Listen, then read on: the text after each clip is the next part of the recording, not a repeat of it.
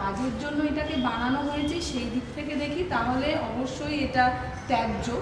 হিন্দুস্তান্তিক terms যে এটা সচল এটা অচল, মানে যে জিনিসটাকে আমরা বাদ দিচ্ছি তো সেটা বাদ দেওয়া মানে সেটা অচল নয়, তার মধ্যে সেটা প্রয়োজন ফুরিয়ে যাবে। অচল বা এই অ্যাবান্ডন মানে তার প্রয়োজন, আমাদের সব কিছুই ব্যবহারটা খুব ওই যতটুকু দরকার তার থেকে কি পাবো বেনিফিট এই ওপর ডিপেন্ড করে।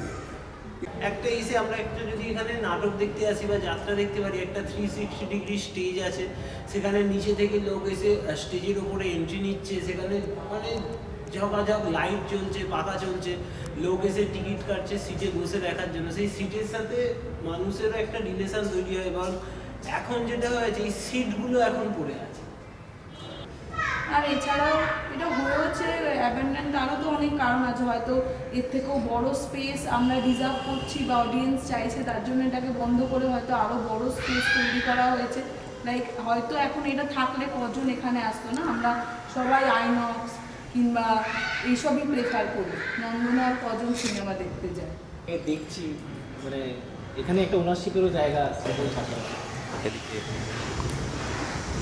এই কোশ্চেনগুলো উঠে আছে যে কেয়ারটেকার যে ছবিটা, তো আমার মনে হয় অবশ্যই যারা এখানে আছে এতদিন তাদেরও একটা ওনারশিপ আছে এই জায়গাটার প্রতি, এবং তারা থাকছে এবং তাদের লিভিং জড়িয়ে আছে জায়গাটার পাশাপাশি।